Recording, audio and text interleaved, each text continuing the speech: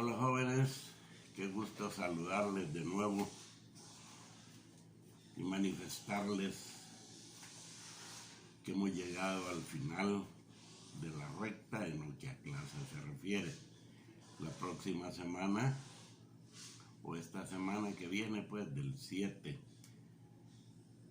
al 13 es la última semana de clases para luego concluir el ciclo con los exámenes finales, los cuales serán en la semana del 14 al 19 de diciembre. Aun cuando el sistema que se ha empleado tal vez no haya sido del mayor y mejor gusto tanto para ustedes como para nosotros los docentes, que es el sistema presencial, por lo que hemos mencionado, la oportunidad de relacionarnos personalmente, de saludarnos, de hacer las consultas de su parte y dar la respuesta nuestra, y si una nos satisface, hacerle preguntas. Pero pues hemos encontrado un medio alternativo, y que es esta forma virtual de dar las clases.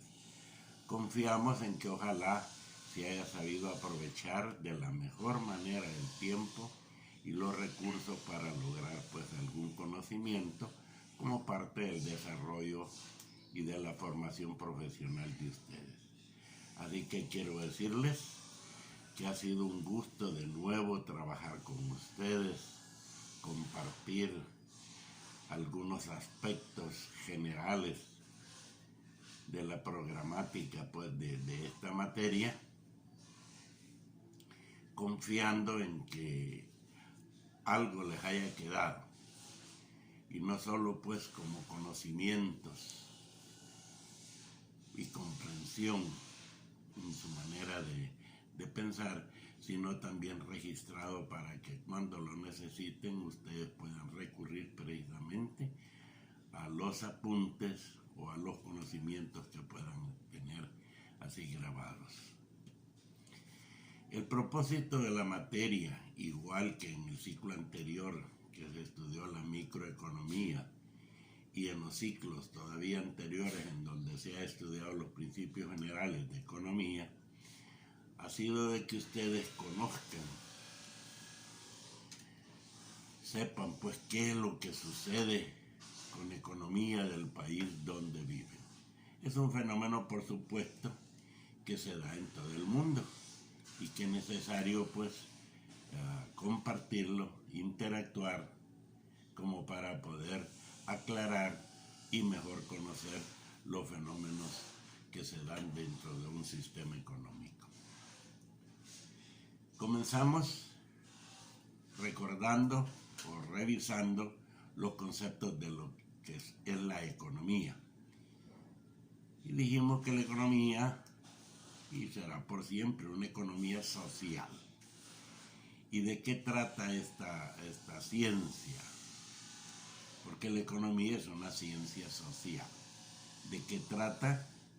Precisamente de la administración de los recursos escasos, y precisamente se administran estos recursos por tener la característica de ser escasos para la producción de los bienes y servicios necesarios para poder satisfacer las necesidades humanas. Al igual que los recursos son escasos, por supuesto que los bienes y servicios también no son suficientes, son escasos para satisfacer todas las necesidades de la sociedad. Claro, las necesidades son ilimitadas frente a los recursos que son limitados. Entonces, precisamente eso es lo que determina como prioridad el que estos recursos sean administrados. Ahora, dentro de esa administración tenemos que tratar de dar respuesta a tres grandes interrogantes que se dan dentro de la economía o el sistema económico. El qué producir y cuánto producir, por supuesto que es un problema social. ¿Qué vamos a producir? Vamos a producir bienes de consumo para satisfacer en forma directa e inmediata las necesidades, o vamos a producir bienes de capital que nos sirven para producir más adelante más bienes de consumo de capital. Luego, ¿y cómo hemos de producir esos bienes? Pues los vamos a producir ya sea con el factor humano, factor trabajo, hombre, o lo vamos a hacer con bienes de capital. Es un problema técnico. ¿Con qué medios vamos a producir? Y finalmente vamos a tener un problema social a resolver. Y este es el para quién vamos a producir. Se supone que se produce para satisfacer todas las necesidades de la población, de la sociedad. Claro, es de suponer que todo lo que se produce y que se lleva al mercado a ser ofrecido para la demanda respectiva, por supuesto que no se va a ofrecer en forma gratuita. Tiene que ser para aquellas personas que posean el poder adquisitivo para tal fin. De tal suerte pues que hay formas de ilustrar la respuesta que demos a esos problemas. Así recordarán ustedes la curva de posibilidades de producción para responder al que producir, la curva isocuanta y la respectiva línea de precio o de presupuesto para responder al cómo producir, y finalmente el gráfico de Lorenz, dentro de él pues la curva de Lorenz, para poder determinar de qué manera el ingreso de la población se encuentra distribuido entre ella, entre la población, para la demanda que se haga. Todo esto pues se concreta en un sistema económico en donde existen las dos grandes unidades económicas. Por un lado la familia y por otro lado la empresa, quienes interactúan a través de los mercados de bienes y servicios, mercados de factores productivos. Las familias son dueñas de los factores productivos, quienes los ofrecen para ser demandados por las empresas. Claro, estas los utilizan, todos estos factores, para elaborar los bienes y ofrecer los servicios, quienes a través del mercado de bienes y servicios los ofrecen para ser demandados por la familia y de esa manera satisfacer sus necesidades, estableciéndose un flujo, una corriente entre estas dos unidades económicas a través de los dos mercados que hemos mencionado, que es el flujo real. Pero por supuesto, para adquirir los factores productivos, las empresas, y los bienes y servicios, las familias, tienen que efectuar pagos. Y a esa corriente de pagos por el uso de factores productivos o por el consumo de bienes y servicios se le llama flujo o corriente nominal o monetario. De esa manera se genera toda una actividad en el sistema económico que genera pues todo un ingreso a la sociedad o a la comunidad. Este ingreso, pues hemos dicho, tiene destinos como por ejemplo, ¿cuál? La primera parte del ingreso, ya sea para las personas naturales o jurídicas, es el pago de impuestos que se tiene que dar al Estado a través de los gobiernos. Porque con eso, por supuesto, el Estado va a financiar todos los servicios que tiene que prestar a la población. Y de esa manera esta parte del ingreso se revierte al sistema. La segunda parte, que es la mayor, se destina al consumo de los bienes, de los servicios para satisfacer las enormes necesidades de la población. Pero para satisfacerlas se adquiere todo lo necesario y con ello pues el ingreso también se revierte al sistema. Y finalmente, aunque en pocas manos, pero queda una parte para ser ahorrado. Normalmente ese ahorro en pocas manos se realiza a través de las diferentes instituciones financieras, quienes después de recibirlos los administran y los dan en calidad de préstamos para realizar inversiones, y de esa manera, pues por supuesto, se le da una inyección a la economía y se revierte pues al sistema. Esto es lo que ocurre precisamente en todo sistema económico. O sea, pues hay todo un movimiento de factores productivos que son conocidos con el nombre de elementos fundamentales para la producción.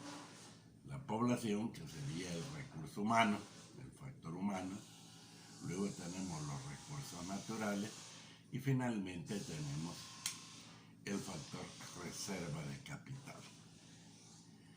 El recurso humano está formado pues por toda la población, ¿no? Que de una vez dijimos que esta puede clasificarse en diferentes sectores: población productiva, población dependiente, la productiva en población económicamente activa, población económicamente inactiva. Especialmente la población económicamente activa está conformada por dos grandes sectores, que es la población ocupada y la población no ocupada. Esto se ha vuelto más sensible especialmente en esta época que estamos viviendo de la pandemia, que ha generado una cantidad enorme de desempleo, de tal suerte que la población no ocupada ha aumentado en relación a la población ocupada. Significa que si dispusiéramos de cifras y fuéramos al final a calcular las tasas generales de empleo y de desempleo, o las tasas efectivas de empleo y desempleo, veríamos cómo, por supuesto, las tasas de desempleo han aumentado sustancialmente y las tasas de empleo pues se han reducido. Así también, pues, después de realizar algunos cálculos, algunos ejercicios, definimos cuáles son los recursos naturales. En primer lugar es la tierra con todos sus recursos, tanto en el suelo como en el subsuelo. Aquí hay diferencia entre unos territorios y otros de un país. Y finalmente tenemos el factor reserva de capital, que son todas aquellas maquinarias, instrumentos, herramientas, edificios, sistemas de carreteras, puentes, etcétera, etcétera. Todo lo que refiere a infraestructura, que facilita, por supuesto, el quehacer económico dentro de un sistema. Todo eso fue estudiado, que por supuesto era una revisión ampliándose o especificándose ya en la macro, con un enfoque macroeconómico, pues global, referido a toda la economía o a todo el sistema económico, contrario al enfoque microeconómico, que se refiere solo a la conducta de las empresas, de las unidades económicas, hablando pues individualmente. Claro, ¿qué es lo que hemos de entender? En el enfoque macroeconómico, ese enfoque total, global o general, pues, nos estamos refiriendo a toda la producción de bienes, de servicios. Estamos hablando pues de variables como los salarios, como el ingreso, como el ahorro, como la inversión, pero a nivel de toda la sociedad. Por eso se le llama variables macroeconómicas. Todo esto, por supuesto, al final, para la producción, que atiende en primer lugar al mercado interno. La demanda, digo, pues, de las necesidades internas. Recuérdese usted que hemos hablado también de las dos grandes funciones o fuerzas del mercado, que son la oferta y la demanda, que en la medida en que las dos coinciden, ahí logramos el equilibrio del mercado.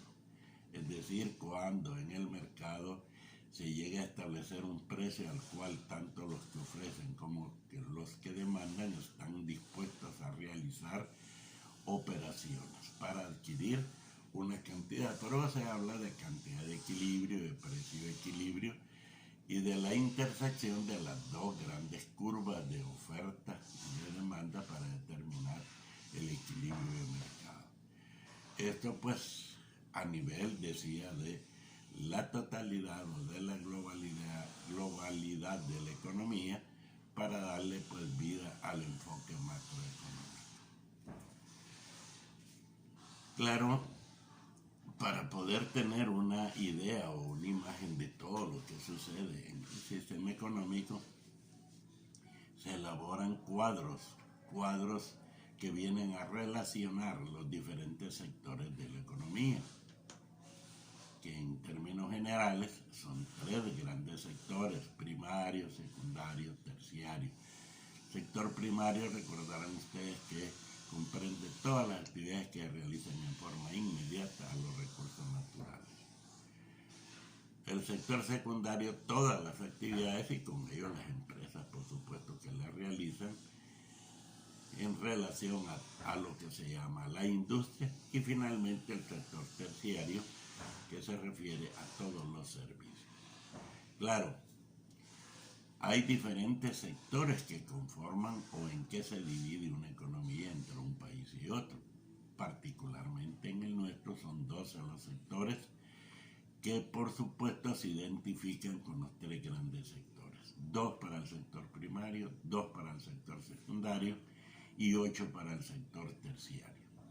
La suma de ellos, pues, hemos dicho que nos lleva a lo que se llama el Producto Interno Bruto o valor agregado.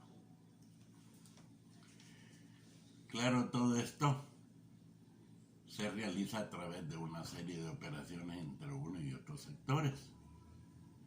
Y por ello le llamamos producción intermedia o insumos, porque es un intercambio entre uno y otro, pero sin que estos todavía estén listos para ser satisfechos en forma directa y con ello pues cubrir necesidades, sino que habría que pensar en los factores productivos que reciben una serie de pagos por trabajar o por accionar sobre la producción intermedia y llegarse a convertir en la producción final. Si hablamos de una primera parte dentro de ese cuadro, que por ser relaciones entre sectores, le vamos a llamar cuadro de relaciones intersectoriales. Pero luego tenemos los factores productivos. Estos reciben pagos. Y estos pagos vienen a conformar lo que se llama el valor agregado, la suma de ellos.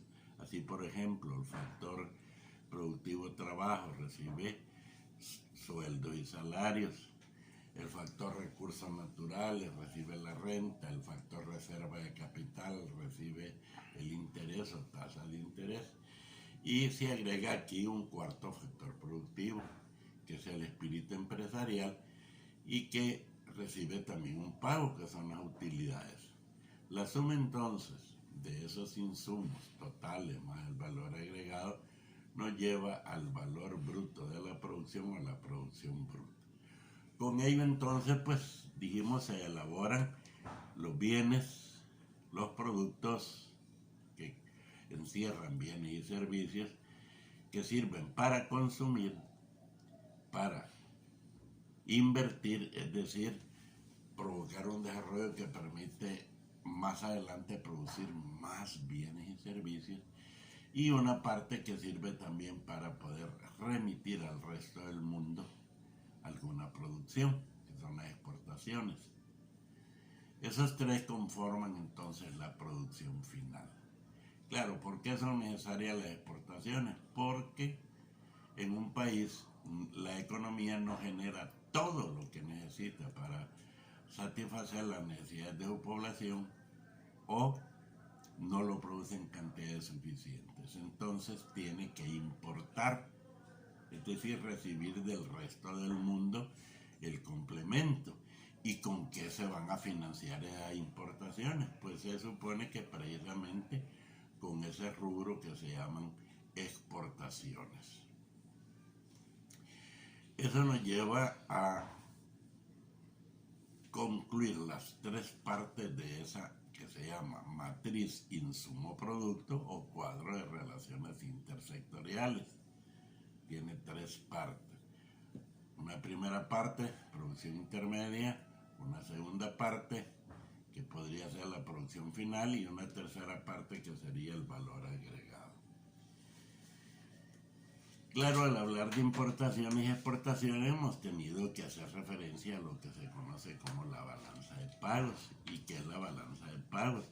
Es un instrumento pues que registra las diferentes operaciones que se realizan entre una economía o la economía de un país y las economías del resto del mundo. Así que por eso es que registra un flujo de bienes, de servicios. Pero además, entre las diferentes economías también hay una serie de intercambios. Y eso es intercambios de capitales. Y por supuesto hay un tercer punto o aspecto dentro de la balanza de pagos que sirve como para corregir algunos o ajustar algunas desavenencias que hay en el conjunto de operaciones que se registran en la balanza. De tal suerte que entonces estamos hablando de una balanza comercial y de una balanza de capitales. La balanza de comercial estamos hablando de productos, pues, o sea, de bienes y servicios. Un registro de exportaciones y de importaciones. Y por eso que a veces hablamos de saldo de la balanza comercial, que es la relación entre exportaciones e importaciones. En el caso de los países ricos o desarrollados, normalmente el saldo de la balanza comercial es positivo, ya que sus exportaciones son mucho mayores que las importaciones. En cambio, en los países pues subdesarrollados, como el nuestro, o en vías de desarrollo, las exportaciones siempre son menores que las importaciones, pero es que el saldo de la balanza comercial pues resulta negativo. Son más las importaciones que las exportaciones.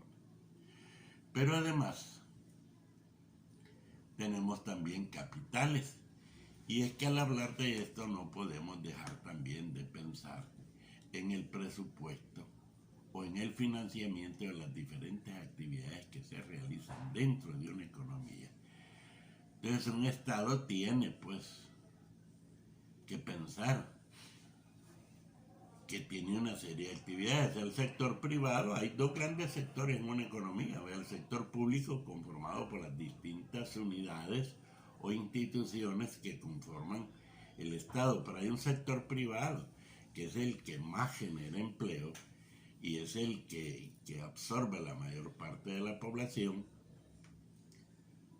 económicamente activa especialmente, y que ellos pues cubren precisamente todas las necesidades de salarios y de otras prestaciones que recibe la población. Pero el sector público tiene también que prestar una serie de servicios a la población, y para poder prestarlo necesita financiamiento. Así es que entonces pues tienen que elaborar, así como la empresa privada tiene que elaborar sus presupuestos, o sea, planes financieros, en donde en base a los ingresos que percibe tiene que programar los gastos, incluyendo las utilidades, que es quizás la mejor y la mayor cantidad que se genera. En el caso del Estado, pues tiene que realizar una serie de gastos para poder prestar los servicios que mencionaba: justicia, seguridad y una serie pues de servicios más. ¿Y cómo va a financiar los gastos que se generan para prestar esos servicios? Pues existe una generación de ingresos que es a través de la tributación, es decir, a través de los impuestos. Ya lo mencionábamos. 2 de ellos son los grandes flujos de impuestos: los impuestos directos, que es especialmente quizás el impuesto sobre la renta personal y utilidades de la empresa, el flujo más fuerte, y los impuestos indirectos, que sería el impuesto al valor agregado o impuesto al consumo, que ahí se le llama también. Hay algunas características que por supuesto por cuestiones de tiempo no las vamos a mencionar. Pero por supuesto, con estos ingresos que se generan a través de los impuestos, el Estado puede financiar todas las necesidades que experimenta para poder funcionar, para prestar los servicios a la población. Pero hay una serie de obras que el Estado tiene que realizar a través de su administración, de su administrador, el gobierno, que es realizar una serie de obras de inversión, carreteras, puentes, puertos, o inversión para generar el servicio y prestar servicio de agua, etcétera. Y entonces, estos son otro tipo de presupuestos, ya que hablamos del presupuesto general de la nación, uno es de funcionamiento y el otro es de inversión. Para financiar este presupuesto de inversión, el Estado recurre también a préstamos con organismos internacionales, organismos financieros internacionales o algunos gobiernos de distintos países, generándose pues entradas de capitales también al país. Fíjense que aquí estamos hablando en términos generales porque es una revisión de conceptos que les estamos viendo. Por ejemplo, el país entra en conceptos de capitales de préstamo, estos capitales que estamos mencionando, y que vienen a constituir lo que se llama la deuda pública externa, porque también a veces los gobiernos pueden recibir en concepto de préstamos, constituyendo la deuda pública interna dentro del país, especialmente el sector privado. Cuando hace emisiones de bonos, por ejemplo, los coloca pues en el sector privado. Claro, es un compromiso de pagarlo dentro de algún número de años ya especificados y a una tasa de interés establecida. Pero puede hacerse también a través de otros valores. Últimamente han oído ustedes tal vez hablar de CETES y de LETES. Los CETES son certificados del Tesoro y los LETES, letras del Tesoro. Esos son algunos valores que emite pues el gobierno para adquirir del sector privado en forma interna algún financiamiento para determinadas actividades, y esto constituye, les decía, la deuda pública interna, que junto con los préstamos que recibe en términos de capitales de préstamo de organismos y países extranjeros, que es la deuda pública externa, la suma de las dos constituye la deuda pública del país,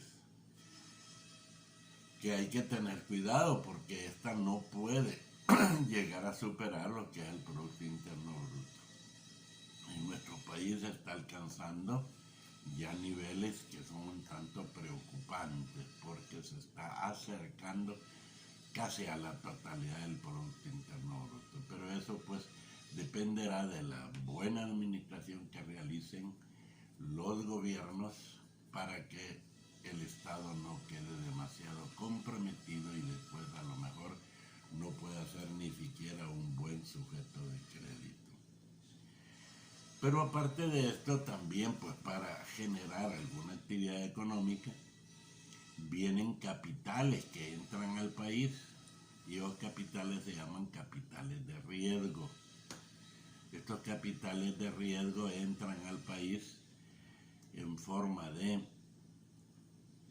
inversión extranjera, vienen a crear empresas aquí que por supuesto generan una serie de beneficios que ya mencionaremos. Antes de entrar precisamente a comentar acerca de esto, vamos quizá a hacer alguna revisión de conceptos de lo que viene a viabilizar toda esa serie de operaciones que se generan dentro de un sistema económico, y que eso se vienen a concretar a través de lo que conocemos como el dinero. Ahora, ¿y qué es el dinero? Pues si el dinero es un instrumento que facilita las operaciones de intercambio, pues de compra y venta entre un país y los demás elementos de la población a nivel interno, por supuesto, o incluso también pues, para cubrir los compromisos con el exterior. Ahora, vimos también una evolución acerca del dinero. Al principio dijimos nosotros que cuando la población surge, y no sabemos en qué momento, pues la población era tan pequeña y para satisfacer las necesidades las personas tomaban del medio donde encontraban lo que necesitaban pues para subsistir. Algunas veces empezó a desbalancearse un poquito esto y surgió el trueque, es decir, el intercambio entre unas personas y otras, entre un sector y otro, que por supuesto con el paso del tiempo se fue dificultando hasta que hubo la necesidad de que surgiera un medio, un instrumento que al final recibió el nombre de dinero para poder realizar esas acciones de intercambio. Y que por supuesto hubo una evolución ya que existieron diferentes formas que asumió el dinero, desde el cacao que nosotros conocemos, pasando hasta por el ganado, llegando a los metales preciosos y finalmente llegando pues a lo que ahora conocemos como el dinero que sirve para pues concretar las diferentes operaciones y que normalmente es a través de algo que conocemos como moneda, y esa moneda es diferente entre un país y otro. Claro, hay monedas que por su importancia tienen alguna hegemonía en el mundo. Sin embargo, en términos generales decimos nosotros que el dinero puede tener diferentes formas y eso da lugar a las clases de dinero. Así hemos hablado del papel, los billetes de banco o papel moneda, el dinero metálico o fraccionario, el dinero plástico, las tarjetas de crédito. Finalmente tenemos el dinero pues bancario, cheques, certificados, etc. Claro, han con el tiempo venido surgiendo y ya de repente se habla hasta de una moneda que está siendo utilizada, solo que muy poco todavía, pensando en que algún día a lo mejor su uso sea generalizado. Cubre pues diferentes funciones el dinero, ser medio de intercambio, de pago, ser unidad de cuenta, ser patrón de pagos diferidos, hacer depósito de valor, etc. Son funciones pues que cumple el dinero. Y por supuesto también hemos dicho que un país tiene, pero no es así nomás, tiene que tener un respaldo para poder emitir dinero. Y el dinero se emite en las cantidades permisibles, por supuesto, por la actividad económica que se genera dentro del país, con tres motivos. El motivo transacción, para realizar operaciones de compra y venta entre diferentes personas. El motivo precaución, para poder cubrir pues algunas necesidades a futuro que puedan presentarse, enfermedad, vejez, esto y lo otro. Y el motivo especulación. El motivo especulación es disponer de dinero como para aprovechar oportunidades de negocio que se puedan presentar. En fin, pues quizá esto sea lo más importante acerca del dinero que nosotros estamos mencionando, para poder financiar pues las diferentes actividades que se realizan. Claro, hemos hablado pues de todo esto y hablamos también de el ya lo habíamos mencionado, el intercambio que se da entre la economía de un país y las economías de otros países. Así, por ejemplo, hablamos entonces de exportaciones y de importaciones.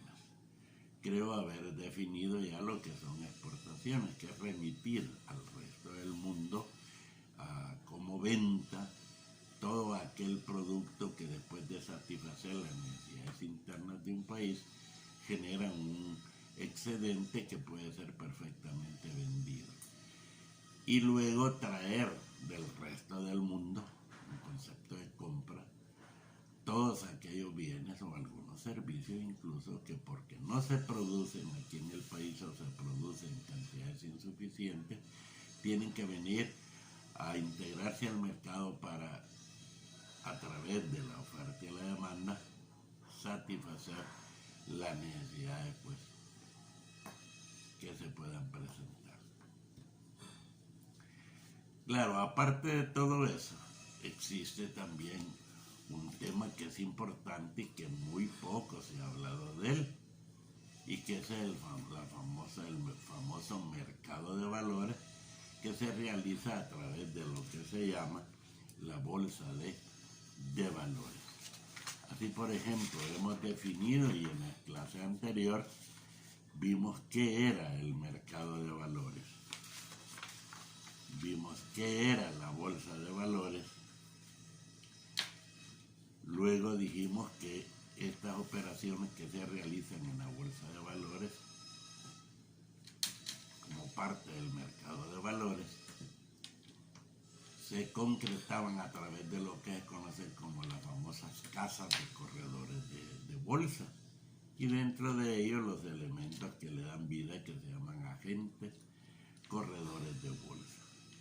Claro, para poder intercambiar diferentes títulos valores. ¿Y cuáles son los títulos valores? Por conocer algunos ejemplos de ellos: bonos, acciones, algunos certificados. Ya hablábamos entonces de algunos otros elementos como los CETES, los LETES, todo eso son títulos valores.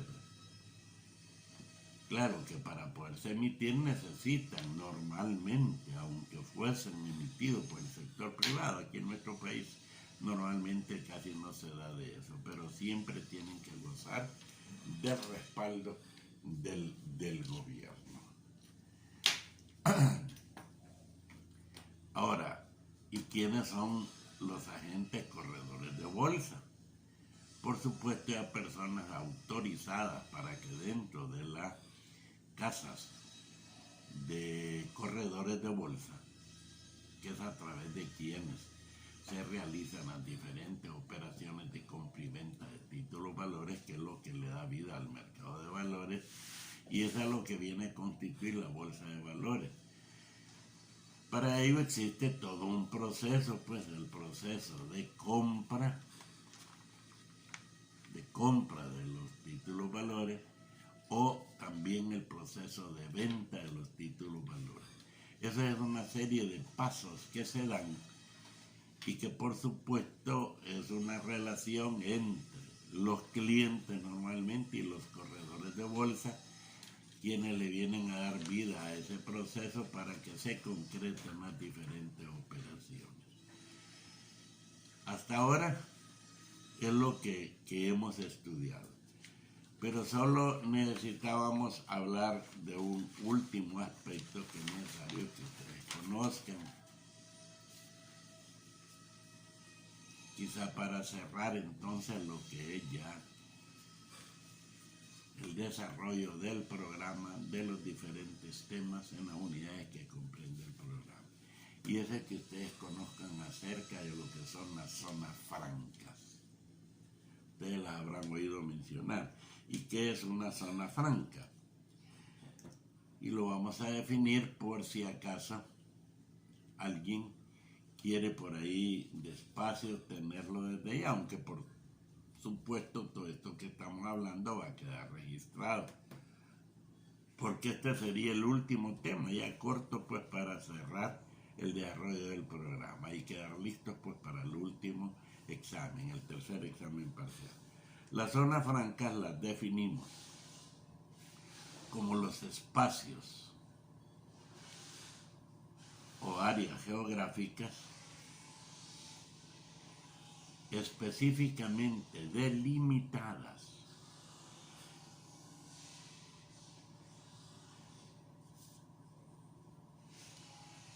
que se consideran extraterritoriales, áreas o zonas geográficas específicas, dije, que están delimitadas y que son consideradas extraterritoriales para efectos de tributación. Fíjense bien, en esta zona viene la inversión extranjera, ya lo decíamos, viene a constituir empresas extranjeras.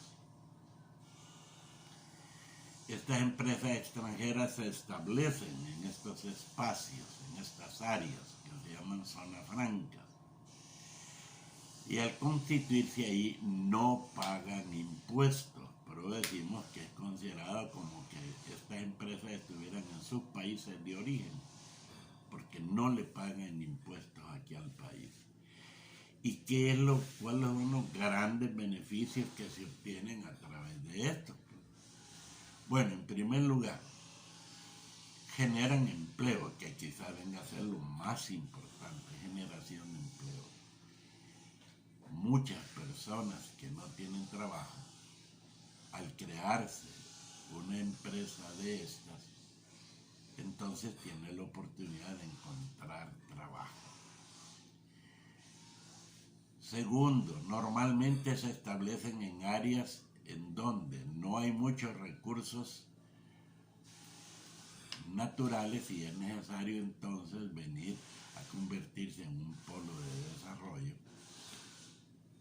y en donde es necesario pues que al crearse puedan empezar a provocar la existencia de algún otro tipo de actividades económicas. Por ejemplo, y me voy a permitir hacer un paréntesis acá, las maquilas se establecen en áreas consideradas también como zona franca. ¿Por qué razón? Porque esto sirve de atractivo a la inversión extranjera. Aquí en el país hay capital chino, hay capital coreano, hay capital estadounidense que han venido. Incluso me hablan de una que es muy poco conocido acá, de capital alemán. Se establecen y normalmente vienen a encontrar ya infraestructura preparada para que puedan ellos empezar a trabajar. Generan empleo, dan lugar a algunas empresas o a alguna actividad económica hacia atrás, como por ejemplo, ¿qué? Pues viene y especialmente en estas empresas donde hay un flujo de personas que llegan a trabajar, normalmente empieza mucha gente a crear comedores para ofrecer comida a los que llegan a trabajar, o ventas, por ejemplo, de diferentes artículos que el día de pago aprovechan para que los que salen de las maquilas con su salario puedan comprarlas.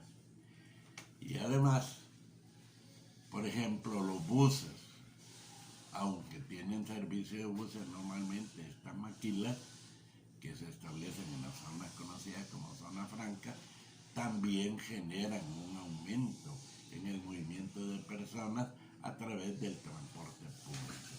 En fin, hay una serie de cosas.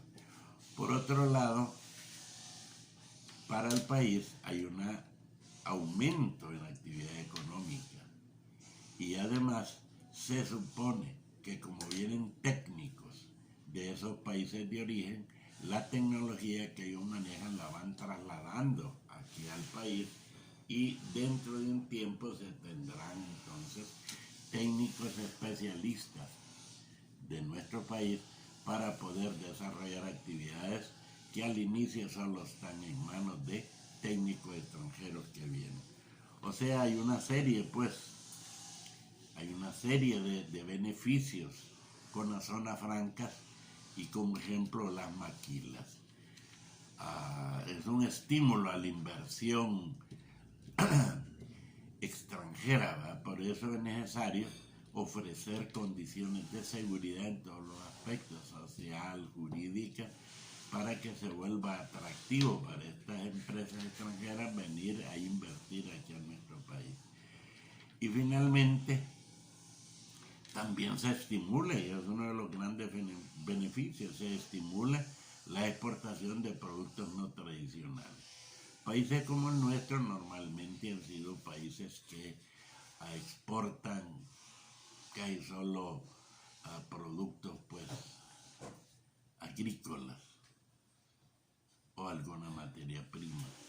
Entonces con esto lo que se pretende es que ya no solo se esté exportando este tipo de productos, sino que ojalá nuestro país se convierta en exportador de productos no tradicionales. Estas zonas francas o espacios como las maquilas, por ejemplo, que aunque en nuestro país casi solo son maquilas de ropa, de prendas de vestir, en otros países estas maquilas se refieren a la elaboración también de computadoras, de piezas de computadoras o de otro tipo de artículos. Ojalá un día en nuestro país se pueda dar esto. Zonas francas han existido no solo en nuestro país, sino que a nivel de Latinoamérica, en el Caribe, en Asia, especialmente pues en países pobres, porque uno de los grandes beneficios que logra la inversión extranjera al venir, no solo es que ya tiene infraestructura para venirse a establecer, sino que la mano de obra también y los compromisos en estos países es mucho menor que en sus países de origen. Así que entonces pues estas serían las zonas francas y dentro de ellas, por ejemplo, la existencia de las maquilas, dónde es que más se dan, cuál es el propósito. Son varios propósitos que acabamos de mencionar, ¿ves?, con los que se establecen. Decía, pues repitiendo, bueno, muchas veces los países requieren poder poblar y generar algunas oportunidades de trabajo en áreas, decía yo, muy pobres, en donde por no haber muchos recursos naturales o por no haber muchos recursos productivos en esas zonas, normalmente son zonas que ameritan establecer pues algún polo de desarrollo, y qué mejor manera que la creación de una empresa que no solo genere empleo, sino que dé lugar, decía, a actividades complementarias y que permitan que otra gente pueda recibir también algún ingreso por los negocios que pueda hacer con la gente que se ha logrado colocar en estas empresas maquiladoras, por ejemplo.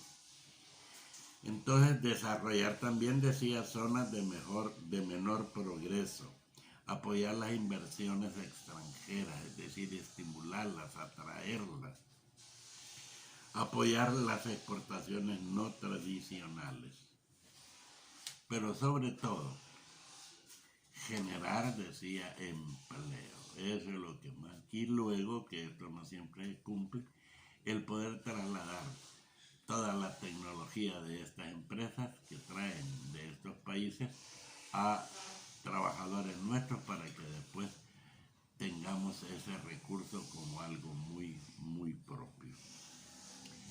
Con esto pues estamos terminando lo que es el desarrollo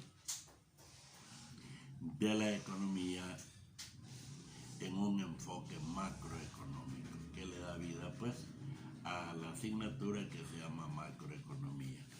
Ahora, yo quisiera, en forma de espacio, quizás también la voy a escribir aquí, dejar algunas actividades que es bueno que ustedes traten de hacerlas para terminar de conocer acerca de lo que es una zona franca, acerca de los propósitos o ventajas pues, que puedan tener para un país, para su población, para las zonas donde se establecen. Quizá como la pizarra es muy pequeña, lo voy a ir diciendo despacio para que quede grabada y puedan perfectamente ustedes realizarlo. Como tarea o actividad a realizar, ya sea en las clases, en el periodo de clases,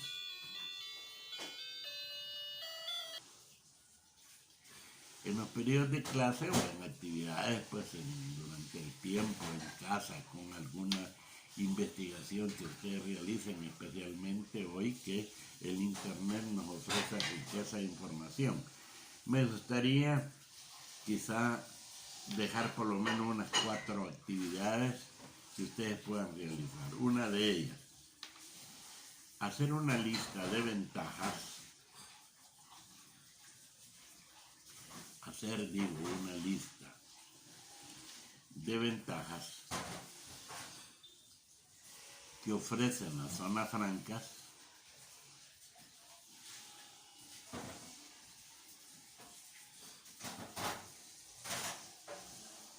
a inversionistas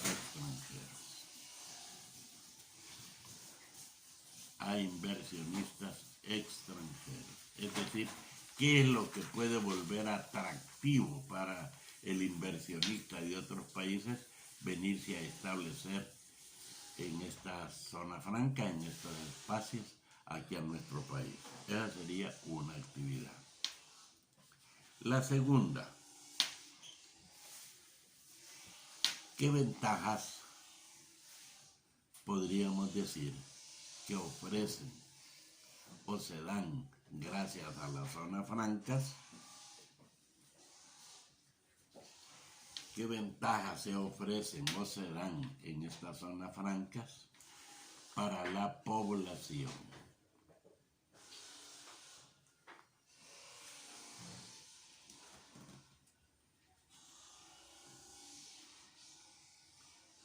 O sea, llevamos ya un atractivo como ventajas que pueden ser para los inversionistas extranjeros. 2, ¿qué ventajas pueden ofrecer para la población?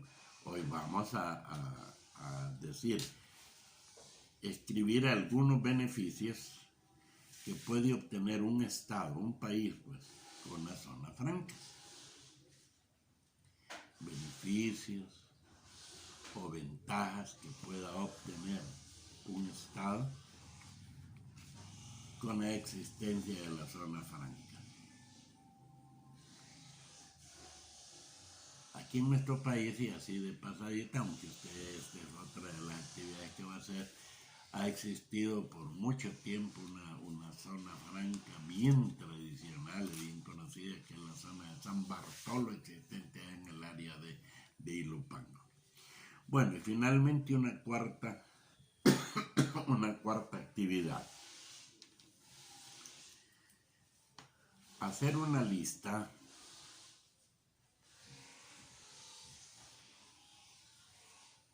de zonas francas existentes en nuestro país.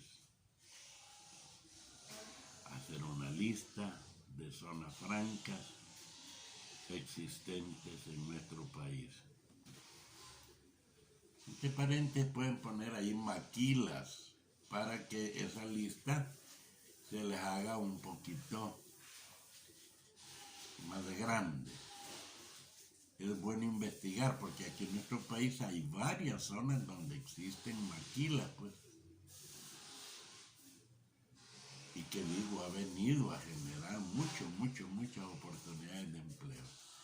Tal vez los salarios no sean los mejores, tal vez las prestaciones no sean las mejores, pero al fin y al cabo es una oportunidad de trabajo para tanta gente que se ha encontrado desempleada, especialmente mujeres, aunque por supuesto estas empresas que se vienen a constituir en las maquilas o empresas maquiladoras emplean tanto mujeres como a hombres.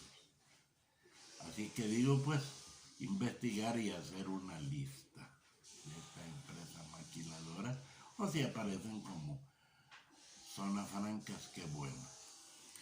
A la par de esto, por supuesto, Siempre es bueno, especialmente en el contenido o los diferentes contenidos de esta asignatura de macroeconomía, y particularmente en este último periodo, que es para efectos de su tercer examen parcial, sería bueno no solo leer, sino ir elaborando tal vez cuestionarios, diría yo, con las partes más importantes de la temática presentada, porque eso les facilita el estudio, les permite conocer los aspectos más importantes de cada uno de los temas que hemos estudiado y que ahora vimos una revisada así panorámica de todos ellos. Así que yo confío pues en que a lo largo de este ciclo